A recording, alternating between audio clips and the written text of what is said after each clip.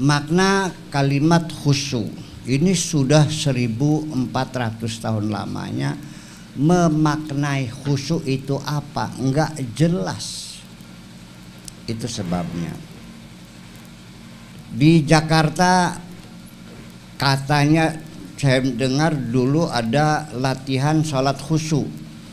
Tempatnya di hotel berbintang. Pernah dengar enggak? Bayarannya 2 juta sampai 5 juta. Salah seorang yang sudah latihan sholat khusyuk, saya tanya, apa yang kau dapatkan dari pelajaran sholat khusyuk yang bayarnya jutaan itu?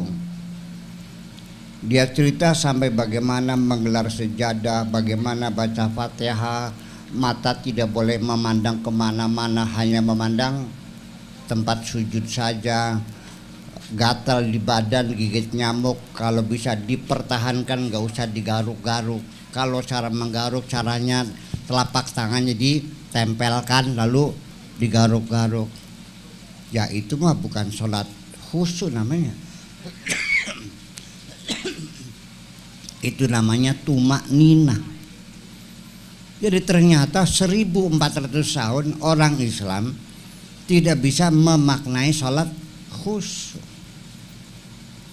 Jadi kita ini banyak melihat mabna tapi tidak bisa memahami makna. Bisa membaca lafaz tapi tidak bisa memaknai murad. Kalimatnya paham, maknanya nggak tahu. Biasa begitu. Jadi semuanya stereotip. Padahal dalam Al-Quran sendiri dijelaskan sholat khusyuk itu apa sih? Sok dibaca. Qad aflahal mu'minun. Terus alladzina hum khashi'un walladzina hum ala salawatihim walladzina hum ala furujihim hafidun illa ala azwajihim. Loh, sholat khusyuk hubungannya apa dengan seseorang yang tidak melacur kecuali hanya dengan istrinya saja, kesetiaan dengan pasangannya, dengan istrinya, tidak pernah jajan. Kalau orang kecangkingan, apa hubungannya dengan sholat? Jadi artinya bahwa sholat khusyuk itu berbeda dengan sholat tumak nina. Sholat khusyuk itu bukan sholat yang manceleng, itu mah fokus, ya kan gitu. Tumak nina, anteng itu lain. Kalau sholat khusyuk itu maknanya adalah sholat yang bisa diimplementasikan dalam kehidupan sehari-hari. Itu yang paling sulit. Umpamanya kalau orang sholat berjamaah barisannya perlu lempeng enggak? Kalau bengkok diluruskan enggak?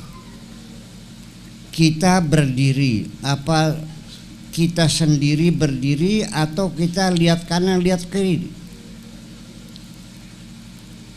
Kalau kita sadar kita mundur, kita mesti maju. Kalau ada teman yang kurang lurus, kita minta supaya maju. Betul nggak gitu? Ada saling memperhatikan. Tapi kenapa rumahnya kok nggak ada yang lurus, mencang-mencong, mubeng-mubeng begini? Sampai rumah sama rumah nempel, sampai lewat aja susah, kudu miring. Saya bertanya, ini kalau mati orangnya, katilnya lewat mana? Kadang-kadang dapur itu nungging ke rumah orang di belakangnya, di ruang tamu. Ini WC kita, bayangkan. Malang melintang, pokoknya ini tanah gue, ya terserah kita bangun menghadap kemanapun. Ya Allah ya Rasul. Ternyata kan jauh dari implementasinya. Kemudian ketika ada orang sholat barisannya ada yang kosong, diisi, imam kasih komando, barisan yang lurus itu kosong, maju, isi, dipenuhkan begitu.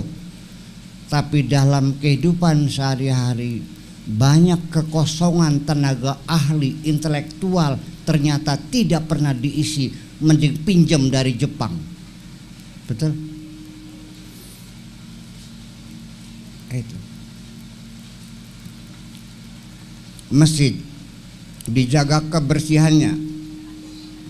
Kita sebelum masuk masjid harus wudu dulu, harus mandi dulu, harus bersih. Sehari 5 kali kita bersuci. Artinya standar kebersihan kita terkontrol sehari 5 kali kebersihan. Tapi ternyata jorok-jorok dalam komunitas umat Islam ini. Got bau pesing, bau sampah berserakan, betul enggak? Artinya bahwa dalam sholat boleh enggak ada makmum mendahului imam rukunya? Kalau imam sudah wa amma bi ni'mati rabbika fahaddits, lalu Allahu akbar, makmumnya baru baca iyyaka na'budu wa iyyaka nasta'in, diteruskan baca Fatihah itu langsung ikut ruku. Kita tidak boleh berjalan sendiri, harus semuanya patuh kepada imam. Tapi nyatane paling kacau di negara-negara yang mayoritas umat Islam. Iya, nggak nurut sama benar. Angel kah?